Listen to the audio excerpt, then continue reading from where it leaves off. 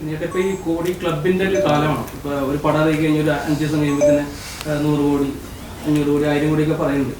അപ്പം ഇപ്പോഴത്തെ ഒരു പോക്കനുസരിച്ച് ബിസിനസ് ലെവലിൽ എത്ര കോടി ആയിരിക്കും?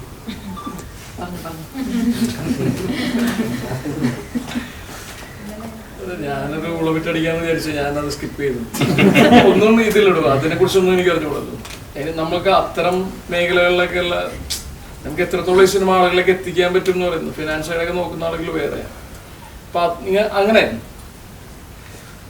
നമ്മളുടെ ഒരു ഈ പറയുന്ന പോലെ നമ്മുടെ സിനിമ നല്ലതാണ്, അല്ലെങ്കിൽ സിനിമ കണ്ടു കഴിഞ്ഞാൽ ആളുകൾക്ക് ഇഷ്ടപ്പെടും എന്നുള്ള കാര്യത്തിൽ നമുക്ക് ഗ്യാരണ്ടിയാണ്. അത്തരം കാര്യങ്ങൾ നമുക്ക് ഗ്യാരണ്ടി പറയാൻ പറ്റുള്ളൂ. ഞാനും ഈ ഓണക്കോടിയൊക്കെ ആയിട്ടുള്ള ബന്ധങ്ങളേ ഉള്ളൂ. എനിക്ക് 50 കോടി 100 കോടി എന്ന് പറഞ്ഞുകൂടാ. സോറി, അത് ഞാൻ അപ്പോഴും പറഞ്ഞിരുന്നു. ഓണക്കോടിയാണ് ഒഴിവാക്കാൻ പറ്റിയില്ല. ഇവര് ബോറടിക്കരുതല്ലോ. സോഷ്യൽ മീഡിയ റിവ്യൂസ് ഒക്കെ പൊളിയാണോ? വൻ പൊളിയാണ്. താൻ എന്റെ ഇൻസ്റ്റാഗ്രാം സ്റ്റോറി ഒറ്റ പൈസ കൊടുത്ത് ഇടിപ്പിച്ചിട്ടില്ല. എല്ലാ ജനുവിനായിട്ടുള്ള ആളുകള് സിനിമ കണ്ടിട്ട് സ്റ്റോറി ഇടുന്നതാണ്.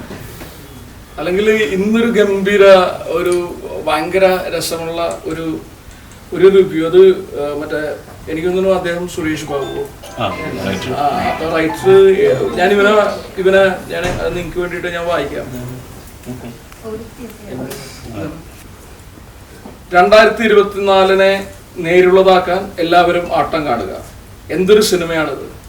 അസ്ഗർ ഫർഹാദിയുടെ ഒരു സിനിമ മലയാളം പറഞ്ഞതുപോലെ വെടിയും പുകയും കാതടപ്പിക്കുന്ന ബീജിയവും ഇല്ലാതെ സ്ക്രീനിൽ RDX വിസ്ഫോടനം തീർക്കാൻ നിസ്സാരമായ മനുഷ്യരുടെ മൗനം മതി എന്ന് ആട്ടം പറയുന്നു.